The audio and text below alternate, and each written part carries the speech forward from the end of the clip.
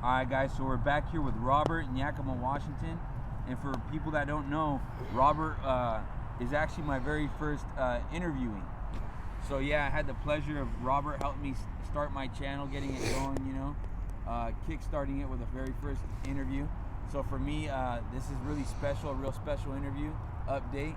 And yeah, Robert, how have you been from the last time we spoke? It's been kind of rough and up and down, but yeah, just having health issues and other stuff like that, but trucking around along. So,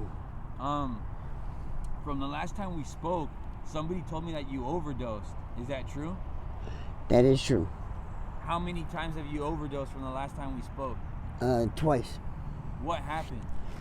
Well, in the beginning, I didn't know that there was fentanyl in a bubble that I. The mic. Sorry about that. That's okay. I didn't know that somebody put fentanyl in a pipe that I was smoking. And then last thing I remember was taking a hit and then waking up the ambulance drivers and everybody screaming at me. Oh wow. Yeah. And they said that they ended up Narcaning me 3 times. And so yeah.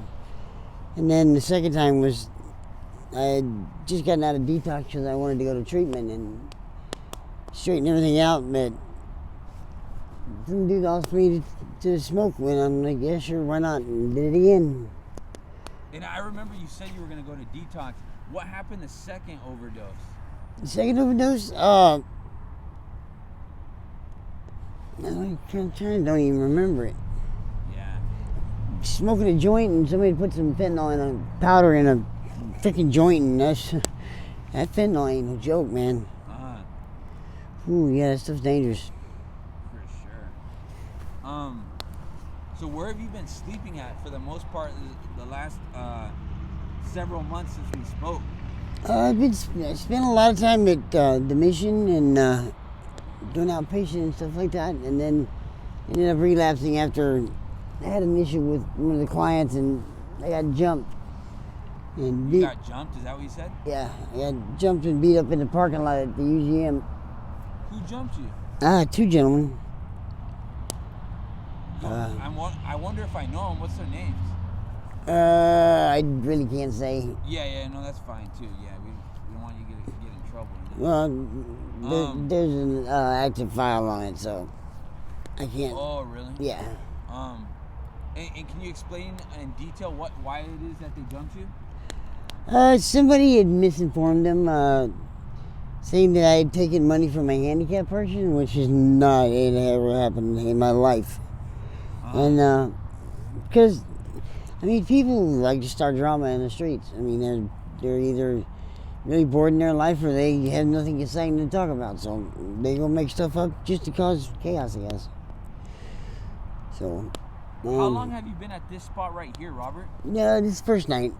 Yeah, where'd you spend the night? Right here? Yeah.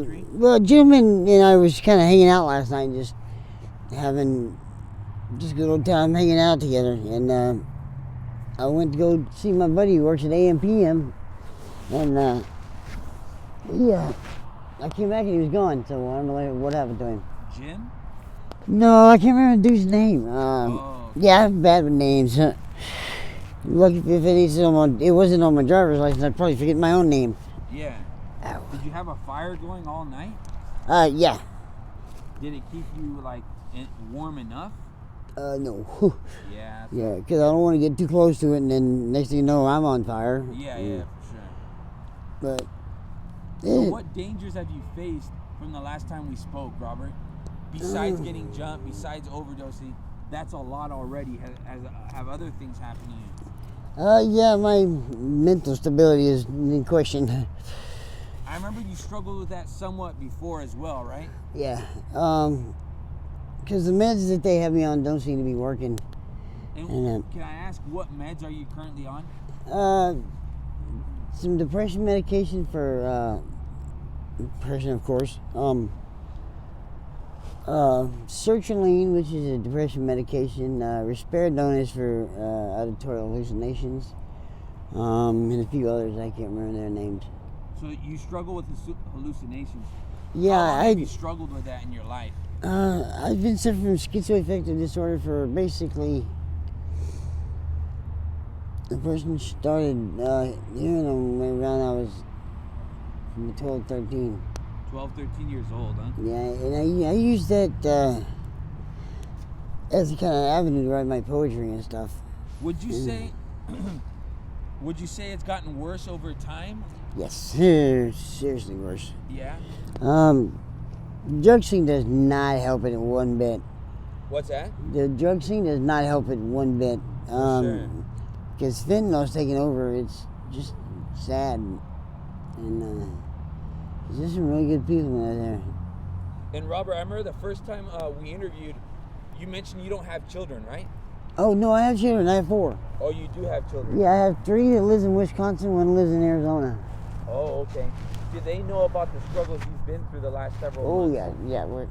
And what do they tell you? Well, they don't talk to me per se. They talk to their mom. Because they're too busy playing on their Xboxes and stuff like that. So, yeah, they know that I'm still here and I'm still fighting the fight. And sometimes my son wants to talk to me because he really likes hearing my adventures. That's what he calls it, your adventures. But yeah, they're. Hey Robert, and from the last time we spoke, I'm noticing that you got some stuff going on your face, your forehead. Yeah. What is that, Robert? Chemical burns from. I did a part-time job for a sewer line. I was putting in 600 feet of pipe, and they had to truck in some dirt that you lay in the bottom of the ditch to fill it in and stuff. And there was chemicals in it that I didn't know about. Yeah. Apparently they had got the dirt from one of the concrete companies or something. And that some kind of chemical was in there and it burnt my head, my hands, and my back of my neck. Yeah, but yeah, it's been a rough road. Other issues have risen, but I try not to get the best of me, but sometimes you're overwhelmed. So why didn't you spend the night at the UGM last night? Well, because me and my buddy was hanging out and having fun. I can't remember what I was saying now. I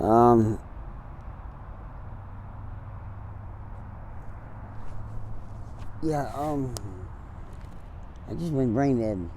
That's all good. It's just the morning thing when you ain't had enough coffee yet. Huh? For sure. But the streets definitely gotten worse. People are more self-centered and egotistical than trying to want to help each other. In what ways has the streets gotten worse? Well, when you wake up in the morning and 90% of your stuff's gone, that says it right there. And you know, Robert, now I can fill you in on a little bit of what I've experienced, since the first time we interviewed. I've seen a lot of homeless steal from other homeless when I go to do interviews. It's bad. I don't want to call out names. I'm not about that. I'm here to help, and that's it, But I have seen that happen a lot. Yeah, it's pretty sad. It's kind of a given thing. You know it's happening somewhere, but you can't stop it. For sure. Because life will run your ass smooth over. What message do you have for your children, family, or friends if they see this video? Be true to yourself and take care of number one. Because you're going to win. And like a good friend of mine said one time, you are what you eat. And I eat sweet things and I have food. Robert, when was the last time you did fentanyl?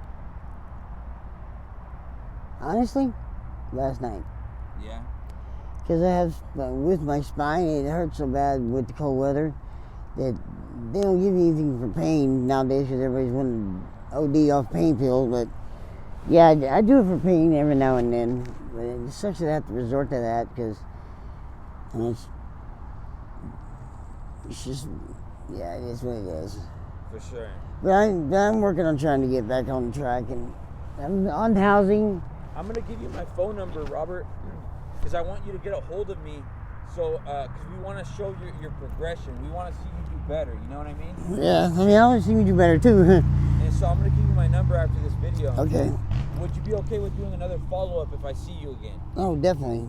That'd be awesome. Next time, maybe you'll see me in a suit and tie. What's that? Maybe next time you'll see me in a suit and tie. Yeah, for sure, bro. That'd be awesome, man. And we want to show you do better, man. So that'd be an honor for me to be able to show that, you know? It'd be an honor to do it. Would you be okay with me posting this on my YouTube channel? Oh, yeah, absolutely. Thank you, Absolutely, Robert. man. I appreciate it. There it is. And thanks for accepting food. I really appreciate that, Robert. It makes me happy to see people accept food instead of money. You know, I don't like giving away money. And it was great seeing you once again, brother. Thank you so much.